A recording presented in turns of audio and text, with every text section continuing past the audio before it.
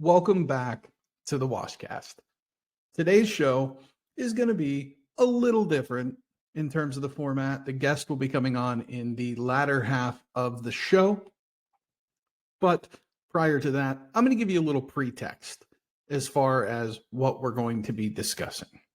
Before I do that, as always, this stream is brought to you by Deliver Logistics. Tired of paying a fortune for delivery? Find out how Deliver's customized programs and pricing can put more money back in your business. This episode is also brought to you by Beehive, a newsletter platform built for growth. Get 20% off for 3 months as a Deliver Logistics partner and 30-day free trial. That gives you all of the things. The company is rapidly growing. I use them personally for Deliver, as well as potentially a Washcast newsletter. That may be in the works. I'll keep you updated. The theme of today's show is masculinity. And one of the least masculine people on the planet has recently come under fire. I'm talking, of course, about Harry Sisson, who has been accused by 11 or 12 different women of emotional manipulation, gaslighting, a whole litany of other things. And one of those people, Carly Hosh, spoke about that at length on TikTok. We're going to play that video. Here it is. Your wish is my command. I had been following this political influencer for a couple months prior to me DMing him, basically just offering my support and telling him that I was proud of what he was doing and that I was learning a lot from him. A little bit after that, I shared with him that I was a survivor of SA, and if he ever needed a victim's perspective during one of his TikTok live debates, I would be willing to share my story. He was really nice about it, was supportive, thanked me for sharing with him, and also for my willingness to speak on it if he ever needed somebody to. After talking just like a couple more times in Instagram DMs, I was like, hey, like you should add me on Snapchat if you want to. And he did. So that was in May, like right before my birthday. Pretty quickly into us Snapchatting, he started saving snaps where I just like looked pretty, I guess. And if you know, you know, like that's a compliment. It wasn't anything inappropriate. It was just very flattering because I looked good, and he was kind of telling me that by wanting to keep those pictures of me in our chat. Shortly then after that, it became more of like an inappropriate infatuation with me. And he kind of hinted at that by saying something along the lines of, I had some like interesting or sexy pictures of me on my Instagram. And I was like, oh, okay. Granted, this was highly unexpected because I was like, you don't act this way at all on TikTok. I honestly didn't expect to like start talking because of my original DM, but obviously I was excited too because I had a lot of respect for him. I thought he was like this champion for women, supported our rights, berated people who disrespected women, and just all that stuff that, you know, makes a woman feel safe, right? Not long after we started snapping, I made some joke about probably having a bunch of competition, and he then told me that I had no competition and said that he was content, implying that he was content with just me. At another point, he told me that my opinion was the only one that mattered. So of course I like ate that stuff right up. Like I was so excited and just like completely shocked, and obviously like way too trusting. So time's passing, he's still saving a bunch of my snaps. I start saving snaps that he's sending as replies because one, they made me feel good, and two, now I'm glad I have them as receipts because he's calling me insane online. When September came around, I told him that the anniversary of my essay was coming up, and so he was well aware of this. And then on the night of September 15th, before he went live to debate on TikTok, he messaged me just wanting to check in, seeing how I was doing. And to me, that spoke volumes. I was like, that's really sweet of you. Thank you for checking in. And then after he was done debating, he tried to FaceTime me, but unfortunately I had already fallen asleep. Anyway, he attempted to call me. I didn't answer. he messaged me and told me to answer. And since I was sleeping, I didn't see it till the next morning. But when I saw that I had a missed call, again, I was like, how sweet is this that he really took the time out to want to check in with me on the night he knew was going to be very difficult for me to sleep. I think that kind of says a lot about how he felt about me. I don't know. Of course, I was holding on to this for a while because I really just thought he went above and beyond. And I really just thought he was like this amazing person who saw me as more than my body. But not too long after that, it all became even more intensely inappropriate, and just like the things that he was requesting from me, that kind of took me by surprise. But yeah, I kind of just like put up with it because I was like, well, he respects me, right? He respects me for more than the physical attraction. From like late October onward, he started to pull back just a little bit, and I let it go for a while without saying anything. But then late November, I was like, look, you like rarely snap me anymore. If you don't want to talk, like just communicate that with me. And he said that that wasn't the case. And then I had told him that if he was talking to any other women the way he was talking to me, then he needed to unsave my snaps, because like I'm not that bitch. And he said that he wasn't talking to other women like that. He wasn't hooking up with anybody because he, quote unquote, never does that. And I believed him. I literally believed everything he said all the time. And that was very naive of me, I admit.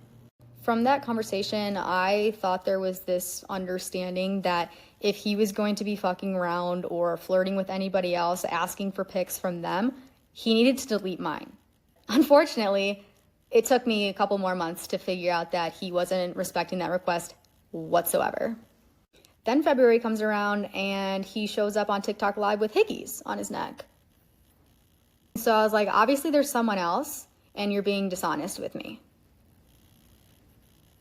Of course I had to address this because I was hurt and I had every right to be. Not long after that, he discloses that he's seeing her. And I was like, oh, see, I thought you didn't want commitment, but that's my bad. The next weekend, he posts a thirst trap on TikTok with her. And I was like, all right, got it. In that comment section, I saw another woman say something regarding the fact that they had been talking a month prior. And I was like, wait a second, I need to know if this is legit. So I DM'd her. It took all of like 1 minute for her to realize that we literally got played by the same guy. And I can't even tell you the emotions that went through my body that entire night. A couple days later, boom, I get a DM from another woman saying that she and her friend went through something very similar as well. And I was like, holy shit, I'm learning so much. Fast forward one more week, and here I am sitting here with knowledge of at least 6 other women who were played by the same guy in the same time period. I'm just disgusted, bro. I have genuinely never been more wrong about somebody in my entire life. For 9 months, I thought that he was this amazing person. I respected him. I thought he respected me. I thought that the person he showed online was the person he truly was, and I was proven so horribly wrong. So when I started speaking about this publicly, his only response has been to say that I'm insane, because he wants to take away my credibility before more people find out about this. All I have to say to that is there are some very strong women that I am aligned with and share experiences with, and we're not going to stand for some dude getting away with icky behavior. You can't sit there and pretend that you care about women and respecting them, and then you berate people for disrespecting women, and then you're doing the same thing behind the scenes. The fact that you think that you don't have to be held accountable is actually really sickening, and it's disheartening, to be honest. I'm so glad that I found this out before I ever met up with him, because that would have just made everything a million times worse. But that's the story. Sorry, this video got really long, but yeah, I'm happy to answer any questions or show some receipts I've got.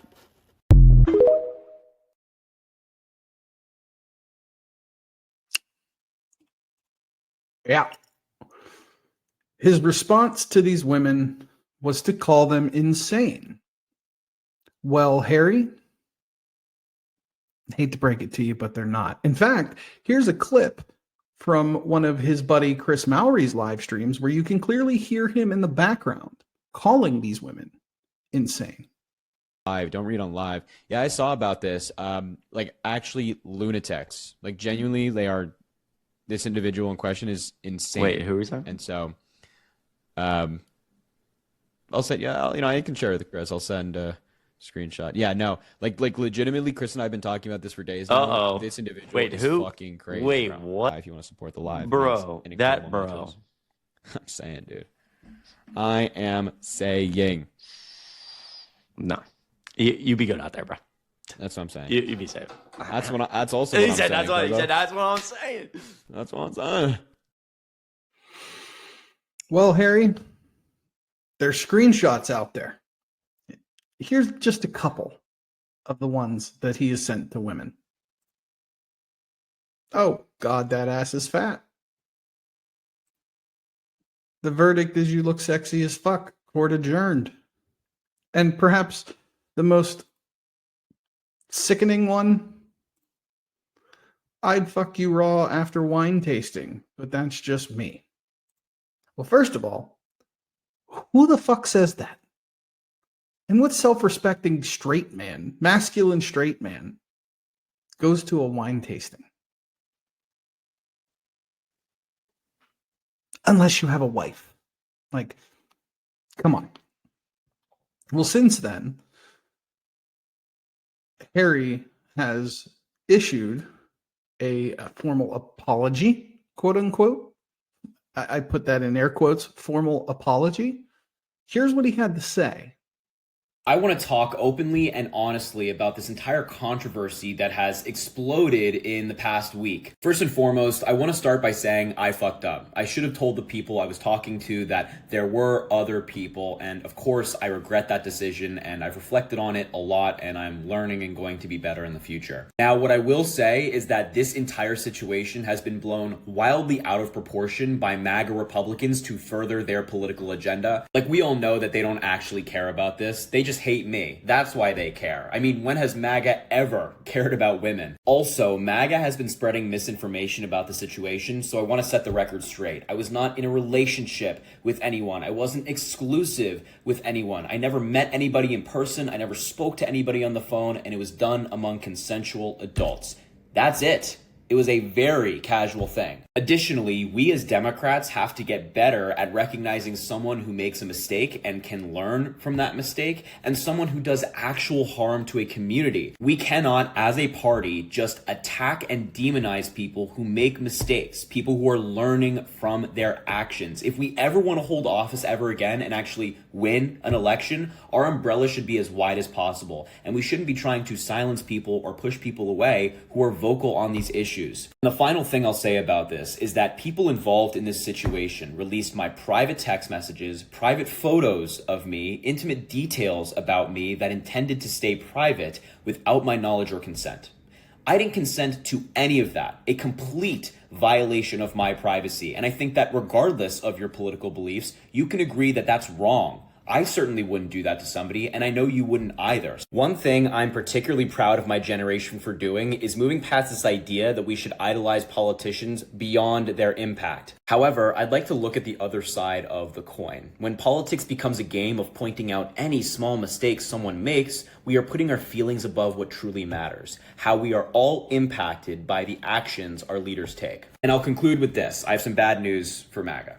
I know they thought they could use this situation to try to take me down or silence me, but that was never going to work.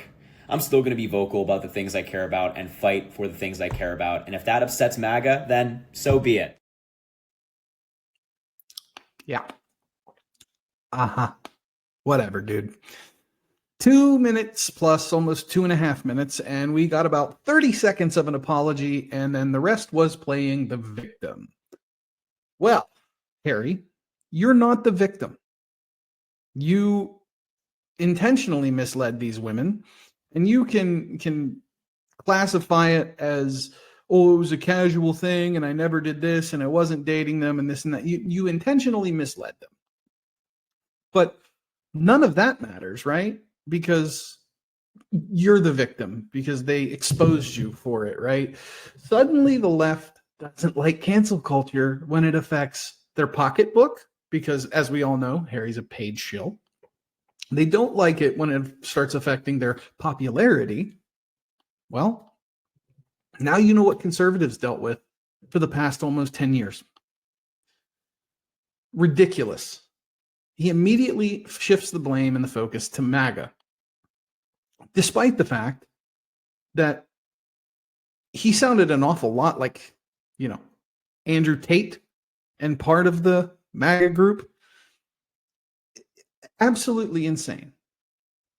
But for me, one of the satisfying moments of this was knowing that despite an apology being released, even his own people, his own fellow cohorts in the influencing space, turned against him. Here's Dean Withers commenting on the situation. Anyways, for the first 866 of you guys, make sure to double tap on that phone screen and share that live and spam that comment section.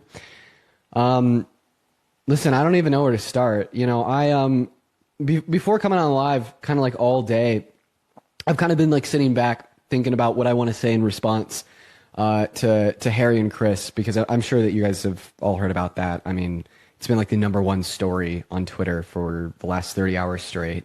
A couple news sources even picked it up. And I've been so mentally distressed for like the last day or two. And like even just the term mentally distressed, I don't even think correctly represents, the journey to hell and back, just, fighting through so many different dynamics, etc. And I think what I want to leave you guys with is I'm not friends with Chris and Harry. And that's it. There's so many thoughts that I have in my head. So many thoughts. So many thoughts. And I don't think right now I'm even in a place where I can adequately give you guys those thoughts in a way that makes sense. So I think for right now, I'm just going to leave it at that. I'm not friends with Chris and Harry. And I think as time goes on and I'm able to gather my thoughts and present them to you guys in a way in which makes sense, we could do that. But honestly, right now, I'm tired. I'm defeated. And I've gone through so many emotions in the last 2 days. There's number one. Number one followed. Number one fell. The dominoes are just collapsing. He's not the only one out of their little group that has spoken out about it. Here's another one, Parker. Not friends with Harry and Chris anymore. Absolutely not. From the conversations that I had with people, I cannot associate with them at all. Like, I'm just going to be totally frank and totally honest with everyone. I have gone through a lot emotionally in the past few days, and unbelievably so much the past few days, and that's why I haven't been live. I typically am live every single day. Like, y'all know me. I'm live every single day. I personally have been very impacted by this, like, in terms of this emotionally, and I'm very hurt by everything that happened. I'm just going to be totally frank, everyone, and, like, I don't want to, like, get very emotional on the live, because I know how people are going to, like, clip it on, all the different sides and stuff like that. So, like, I just, like, don't, I guess I don't want to get, like, that emotional on the live, everyone. But, like, I just want to say, like, I appreciate everyone who's been, like, supportive and, like, there for me. Like, I just really appreciate that, everyone. This has been a horrible state of affairs, everyone. I just want to say as well, like, everyone, please go listen to, like, the women involved. If you want to find any of this information, go through the Discord. That is probably like the best thing I could say for everyone. And check some of like the pinned responses that I have for like my further thoughts and whatnot so far that I've set up on Discord. That is like what I would say so far, everyone. I just want to say, everyone, like, I think it's really important to live by what you preach. I think it's really fucking important to live by what you preach. I think that's a really important thing. And I just want to know, I want everyone to know that I hold that as my utmost value every single time when I go live. And I think that's so fundamentally important. I just want to say. But yeah, I love everyone so much. I love y'all so much. I think Dean was going to join here in a bit. And also, everyone, mods, for the people who are trolling, please just block them today.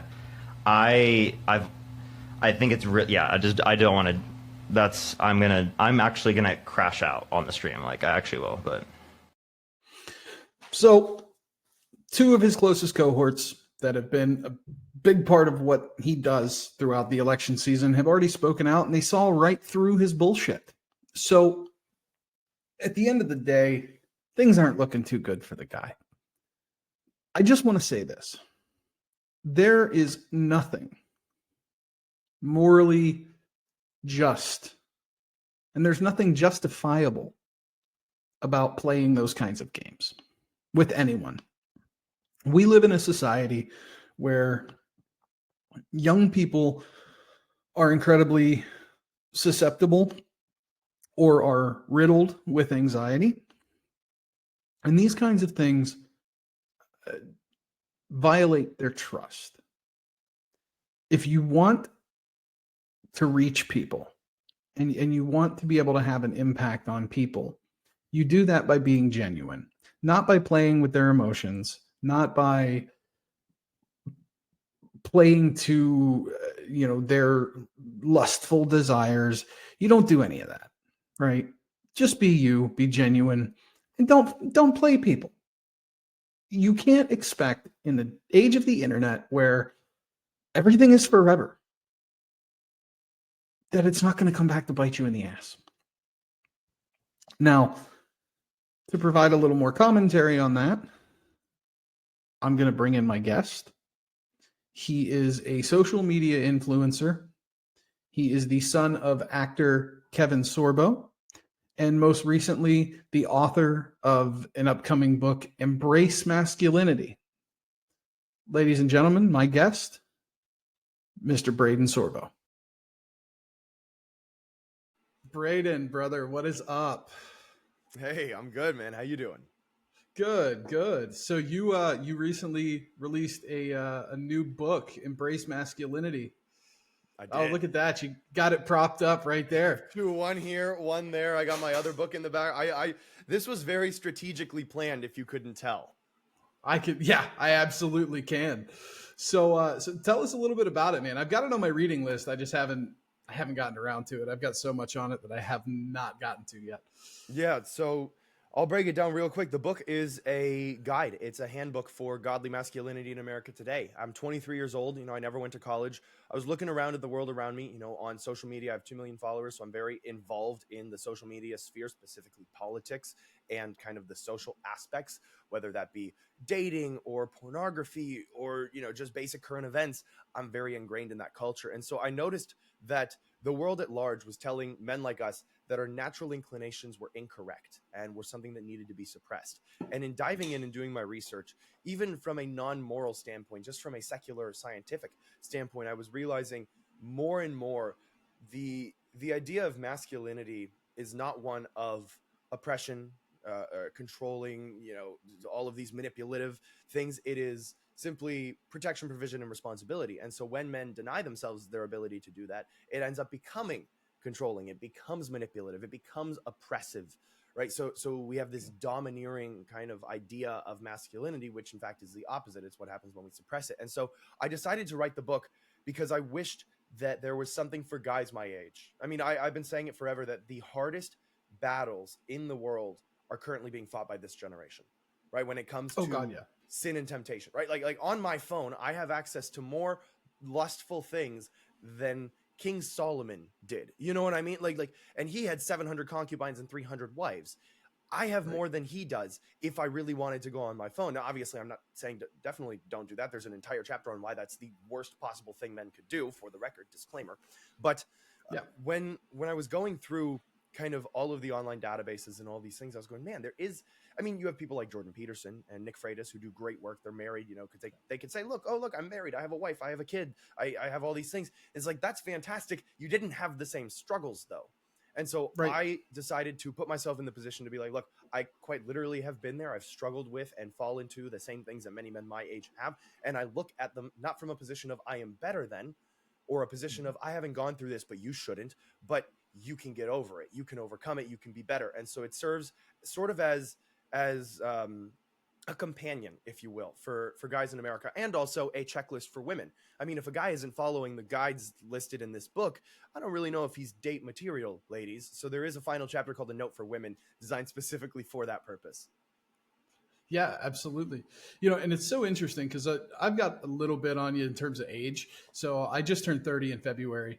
And so growing up for me, it was more so about the access. Like I still had access to internet porn and like, but it wasn't what it is today. Now you have OnlyFans influencers forced into your feed on Instagram and forced into your feed on TikTok. And it's like, you don't have to go looking for it anymore. It's just kind of handed to you on a silver platter. So I don't envy the generation below me. I don't envy Gen Z, and I surely will not be envying Gen Alpha as they grow up, because it has become this hypersexualized, just overtly pornographic. Let's be real. I mean, some of the stuff you see on Instagram probably shouldn't be on Instagram. X is an even worse offender. Oh, yeah. So like for guys your age, and even the ones that are just, you know, coming up in high school and things like that, it's a really tough battle to get away from that. And like, don't get me wrong, when I was growing up, I was all about it. I'm like, I love seeing it in my feed because, you know, what hormonal teenage guy doesn't, right? Now, I'm like, I'm tired of it being pushed in my face. Maybe that's because I'm getting old, or maybe it's a more of a moral thing for me. I don't know. I feel like it's a moral thing for a lot of guys. You know, we're kind of going, okay, wait, this isn't actually what we want. Because when you're a hormonal teenager, like you said, it plays to your emotions. It goes, oh, well, this is something that I want. This is desirable. This is good, quote unquote, when obviously we know it's not. That's why people feel guilty afterwards. That's why you have shame when you do things that you know you shouldn't, because it's ingrained in us to know a basic difference between right and wrong. And so a lot of guys, I mean, myself included, used to struggle with it. We're like, oh, well, this is good. This is what we want. Even though we felt guilty about it, and we get to a point where we go, okay, enough is enough. I mean, so many guys today, you know, with the OnlyFans dilemma, all these guys are going, oh, well, why can't I find a good wife? Like, there are no good women left. They're all on OnlyFans and all this stuff. And I go, well, okay, you watch porn, so you're not exactly deserving of a good wife. Now, are you? You know, we have to have a little bit of self-reflection, gentlemen. Yeah. No, absolutely. I mean, and for me, it's even a little bit harder because, you know, growing up gay, it was like, okay, this kind of stuff it's very ingrained in the culture. Like it's 100% gay culture. And so as I started to shift away from that, I can't stand it anymore. Like I went on a tirade during the election season because there were gay conservatives that were trying to preach a moral high ground, and then the next post they would put out was like a thirst trap talking about wanting to fuck the pest control guy. And it's like you can't, like, I consider myself like a kind of a libertarian conservative because I'll admit I have my more liberal viewpoints on very specific things, but from a moral ground, I don't just talk the talk, I'm walking the walk. Yes. I don't think gay marriage should be legal. I don't think that the government should have a right to say in marriage. It's an inherently religious thing. It is. You know, I'm against IVF. You know, like there's a lot of things that these gay conservatives are all for, but you can't call yourself a conservative, nor can you take a moral high ground when you're playing the same degenerate role that everyone else in your community is playing. You can't have it both ways. Yeah, it's like So when they post those photos together with like you're not a conservative if you don't support this, and it's like two dudes in bed wearing cross necklaces, and I'm going, what is happening right now? Like just a no, well, and it's look, there's the difference there is like, I consider myself a Christian. I definitely wrestle with a lot on a daily basis, right? I think any real gay Christian does, right? But there are people that there's a difference between saying you don't, you're not conservative if you don't support this. No, you can absolutely be conservative and not support it. hmm You, at the end of the day, if you're trying to push it, it doesn't work. There's an inner struggle. I did a whole like 2.5 hour show with my buddy Chris talking about this exact thing, where it was like, okay, well, can someone be gay and be a Christian at the same time? And it's a very nuanced discussion, right? But openly going out there and posting stuff like that doesn't necessarily speak to being a Christian as much as it does pushing a gay friendly narrative. Like, well, yeah. I mean, it's temptation that everyone deals with in certain aspects. I yeah, mean, some people are more prone to drink alcohol. Some right. people are more prone to straight lust. Right? That doesn't make Yep. any of them better or worse than the other. It's a matter of, are you dying to the sin every day and fighting against it? Like Milo Yiannopoulos became Catholic, and so he doesn't date anybody because he still identifies as gay, if I'm not mistaken, I think. So he just doesn't do anything. It's like, okay, He great. abstains. Like, you know what? It abstains. Thank you. It's one of those things. It's like, okay, if I love alcohol and I'm an alcoholic and I'm going out to the bar every single night and I'm just getting hammered, am I really still able to go to church and call myself a Christian? Well, probably not, because the Bible's very clear that drinking in excess is bad for you. It's a form of gluttony, right? It's greedy. It's inappropriate. It's drunkenness. Right. So if I'm a former alcoholic and I'm recovering and I still like booze, but I decide to step away from it because it's not good for me, then yes, then I'm dying to the sin and I'm abstaining from it. There you go. It's really that's like, I know people like to make it this whole big complicated. Well, what about all the nuances? I mean, you could look at it from a top-down view and go good or bad, yes or no. For the most part, I like to say the Bible's black and white, and humans are the gray area in between that muddy it. Yeah.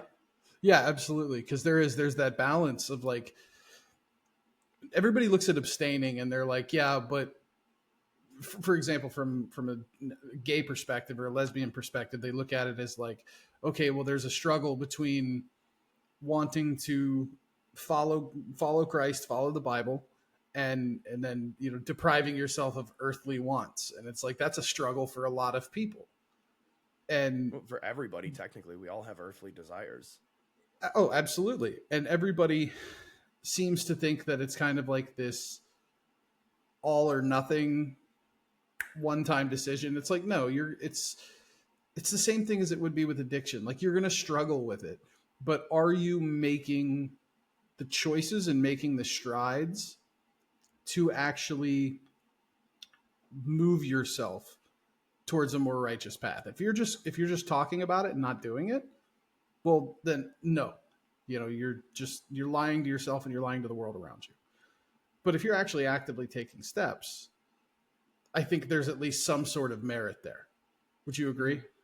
Oh yeah, it's a matter of dying to the sin. That's like I said, that's all it is. Are you actively trying to avoid falling into temptation? Yes. Are you going to fall into temptation? Depends. Most likely, because that's how human nature is. I can avoid lust all I want, and there will still be a thought or an image that pops up into my mind. And if I entertain it, even for a second or two, congratulations, I've now fallen into sin. That's something that I'm going to have to go repent of later. There's always going to be temptation. The devil doesn't tempt people who are already with him, if that makes sense. So if you're struggling with temptation, take it as a sign that you're on the right path and to keep fighting. Now, I will say lust is very different than every other sin. It's the only sin in the Bible that we are called not to fight head on. We're literally told to flee from it because you cannot win a battle against lust. So when it comes to any other sin, yes, you could stand up to it and against it. But when it comes to sexual, lustful sins, fleshly desires, you are worthless and weak. So you need to not try to fight it, because that's how you're going to end up losing more times than not. Right. And so an interesting kind of pivot on that, being in the field that you're in and doing what you do as a career, do you find it hard kind of struggling with pride in that sense?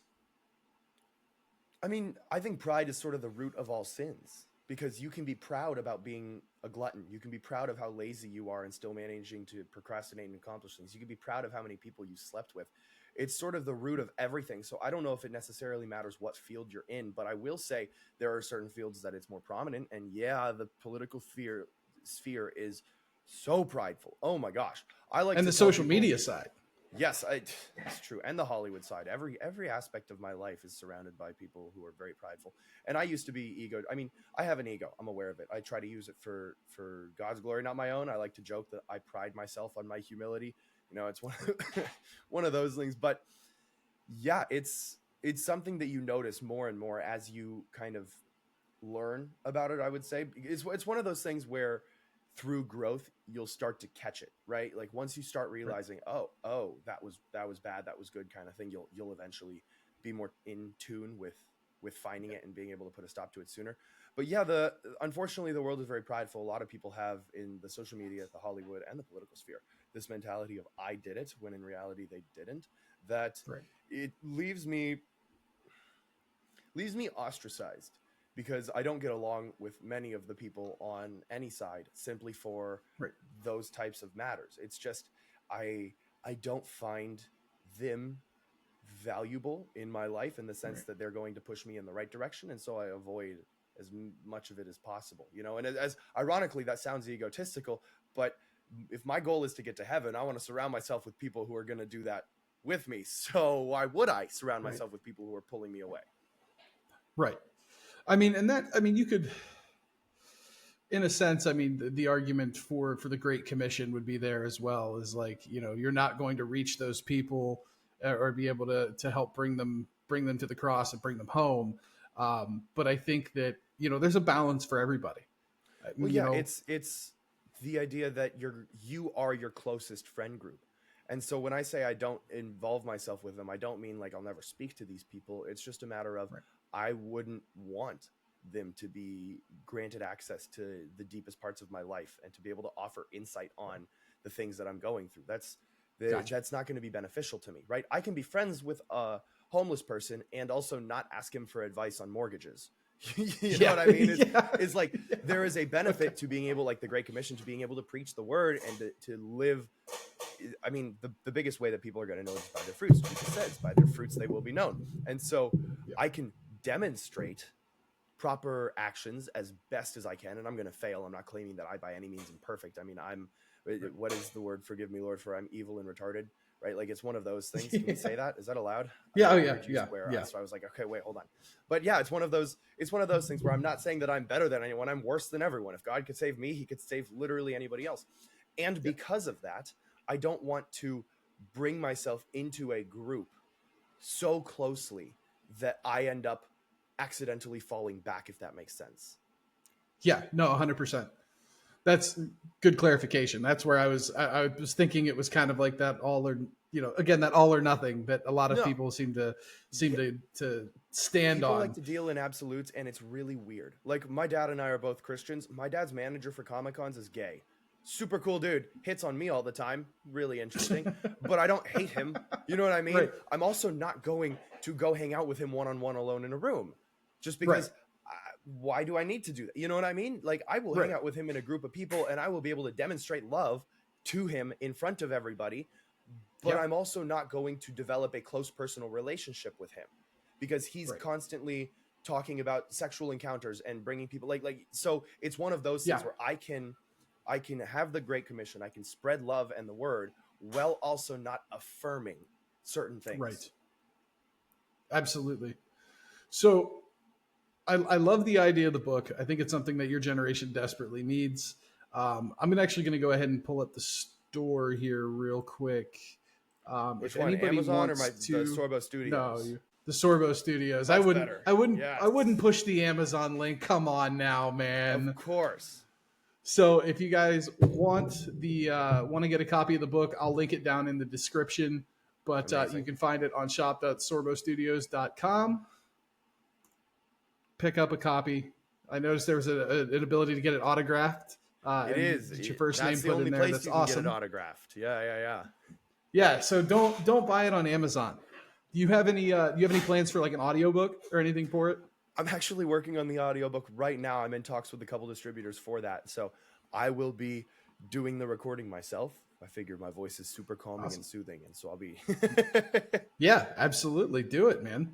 I mean, not just that, but you don't have to pay somebody to do it. So exactly. how does it get any better? You save some money.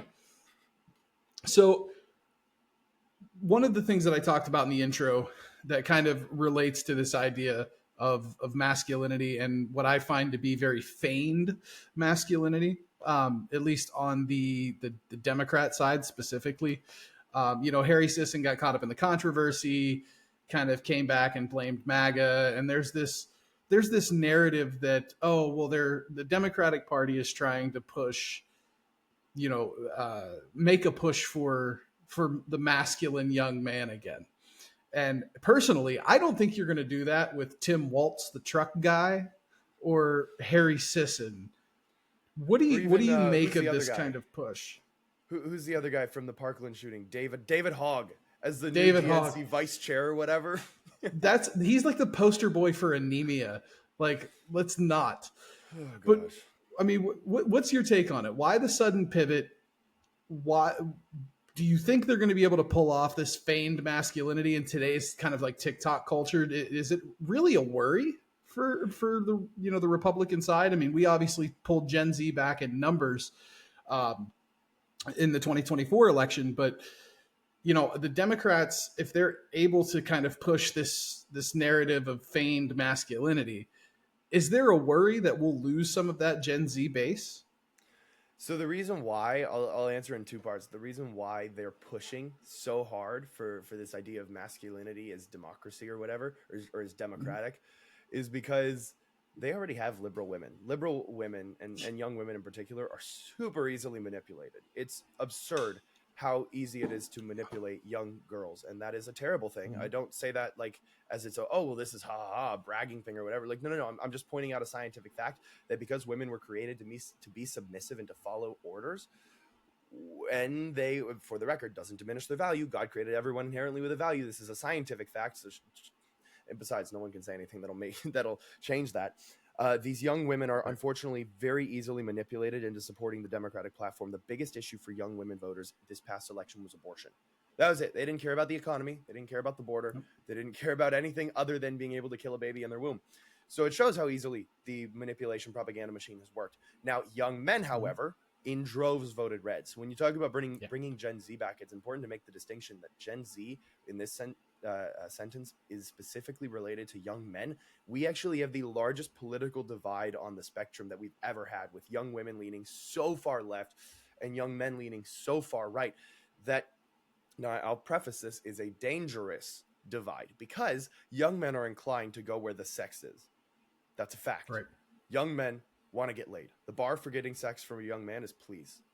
An ugly guy can walk into a bar and go, "Who wants to have sex with me?" and he'll get kicked out and given a sexual assault charge from every single person in the place. A young woman who is also equally unattractive can walk into a place and go, "Who wants to have sex with me?" and 3 hands will shoot up.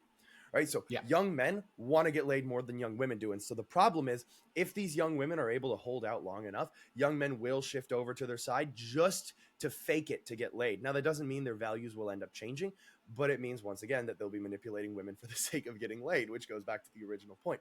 However, young men in droves not only are returning to just Republican conservative values, they're returning to the traditional church, Catholic and Orthodox, while young women are returning to these kind of liberal mega church feel-good rock concert worship services because they just feel the Holy Spirit there.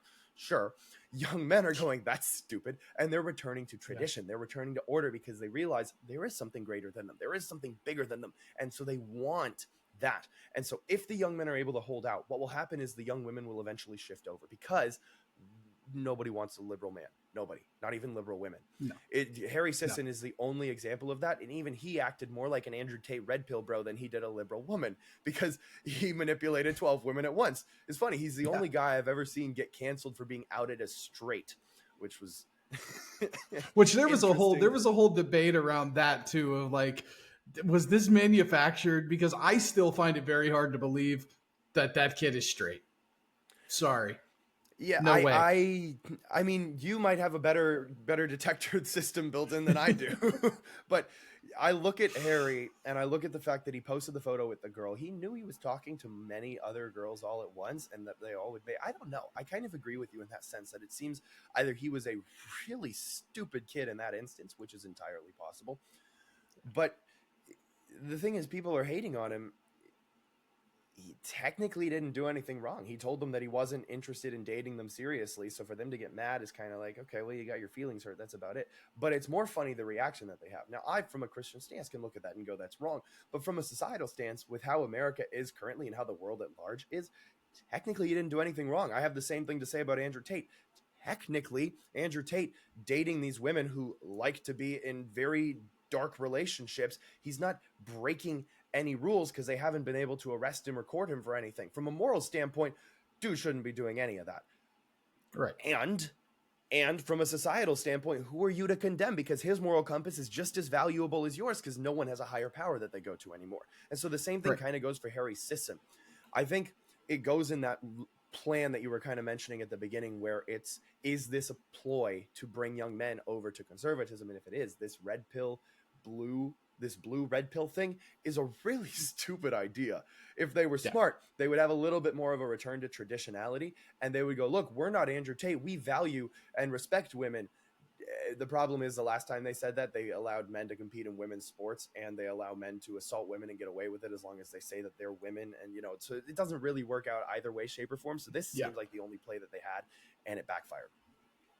And I don't think it's going to go any further. I mean, like you said, if they really want to start courting, the young men back to the Democratic Party, they have to return to that sense of traditionality. And the second they start to do that, the loudest part of their party, which is the metal-faced, blue-haired they-thems, are just going to start screeching from one end to the other. And it's just going to cause infighting in the party. So I don't think they're doing themselves any favors. Mm-hmm. And I think the controversy over the Harry Sisson thing wasn't so much the fact of like what he did, because I think most Gen Z men are probably looking at that going, yeah, I do the same thing. You just were stupid enough to get caught. Like, let's be real.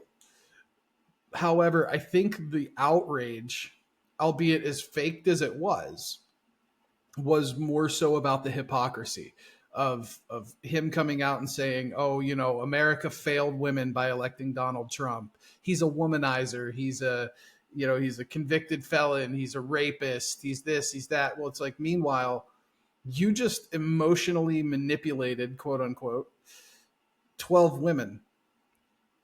You tried to take the moral high ground is gone. Yeah.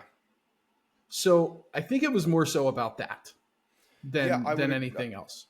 I would agree. That is kind of the best way to explain it. I mean, they have this whole thing where we're morally superior and we respect women, and then they go and they emotionally manipulate, which, for the record, those girls were stupid in and of themselves. I mean, how do you look, not let alone look at him and find him attractive, but how do you look at what he posts and go, that's a man, that's who I would trust him to take care of me. I would trust him to. Then again, I guess they didn't have to, because they knew that he wasn't going to date them, and so it wasn't a thought in their mind. They just liked the attention from someone from someone with a lot of political clout.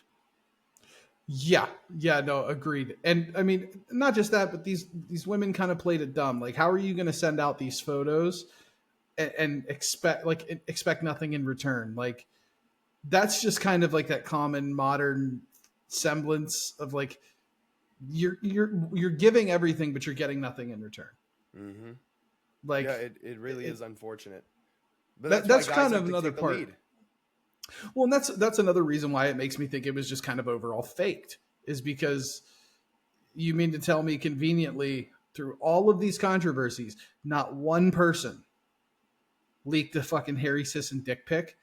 And like, thank God, because I posted and was like, listen, if one nude of him pops up on my timeline, I'm deleting this app forever. I'm done. Thank God it didn't happen. But there's a lot of BS around it, where I think it's them trying to court men back to the party. And looking at the response from the liberal women, That's not going to work.